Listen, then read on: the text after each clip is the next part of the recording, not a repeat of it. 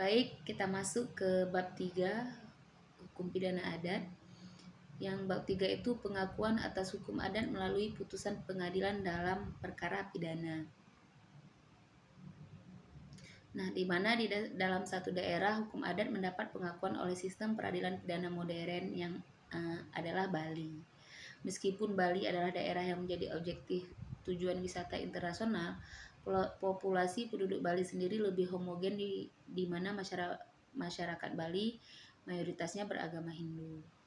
Meskipun tidak menafikan keberlakuan hukum pidana positif, hukum adat juga berlaku dengan sebaik-baiknya di Bali. Salah satu sumber hukum adat Bali adalah Logika Sangraha. Dalam disertasi yang ditulis oleh Pontang Morat, dapat diketahui beberapa putusan pengadilan Bali yang mengakomodir keberlakuan hukum adat terhadap kasus yang ditangani oleh pengadilan di Bali, antara lain ada dalam putusan PN Gianyar tertanggal 12 April 1976 nomor 23 tahun 1976, kemudian tanggal 26 tahun 1977, dan beberapa, di mana Wayan Saputra umur 21 tahun tinggal di Bali, tinggal di Banjar Belo Datuk Desa Kecamatan Sukawati, daerah tingkat 2 Gianyar.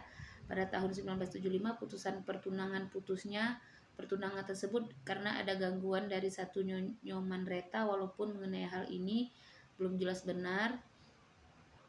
Nah, ini tentang sanksinya, di mana perkara tersebut PN Gianyar sampai pada putusan salah satu pertimbangan yang menyatakan bahwa pada pokok terdakwa membenarkan keterangan saksi Niketut Sarmi dan mengakui melakukan persetubuhan berkali-kali dengan saksi satu Ketut Sarmi, tetapi membantah bahwa hamilnya Niketut Sarmi atas perbuatan terdakwa.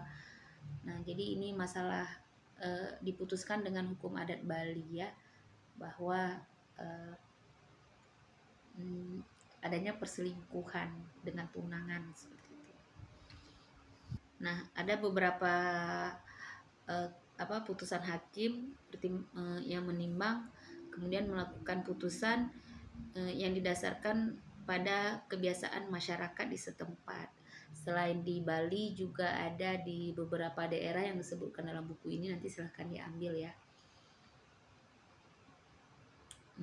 Ada Pengadilan Negeri Tahuna, kemudian perkara yang Pengadilan Negeri Luwu dan Pengadilan Negeri Palu ya, beberapa mengadili tentang masalah yang tidak diatur di dalam hukum pidana, hukum positif di Indonesia, tapi diatur pada kebiasaan masyarakat daerah tersebut, dan hakim memutuskannya sesuai dengan kebiasaan masyarakat tersebut dan memberikan hukuman. Nah, nanti silahkan dibaca di buku itu perkaranya apa saja. Namun dalam memasukkan, hakim memang mempunyai kewenangan ya, yang hakim itu kan tidak boleh dicampuri, dan dia boleh memutuskan lain sesuai dengan pertimbangannya, dengan pertimbangan-pertimbangan yang dia masukkan alasannya ke dalam tersebut. Jadi hakim itu memang mempunyai kewenangan lain yang berbeda, dan dia boleh memutus lain di luar di luar undang-undang atau hukum yang berlaku, dan dia boleh berpendapat lain dengan mengemukakan alasan-alasan hakim tersebut.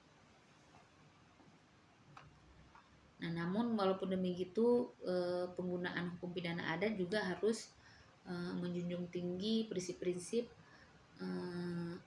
HAM, hak asasi manusia itu sendiri, dan tanpa adanya kepentingan lembaga, kepentingan daerah, kepentingan masyarakat, atau kepentingan salah satu pihak di masyarakat itu. Itu yang paling penting, sehingga dia boleh kita laksanakan seperti itu ya. Kemudian nanti juga bagaimana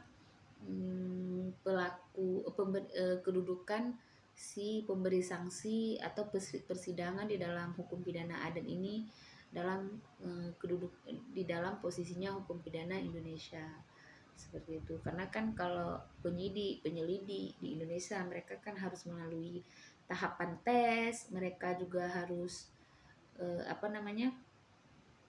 mempunyai kode etik. Nah, bagaimana dengan penegak-penegak hukum pada hukum pidana adat ini?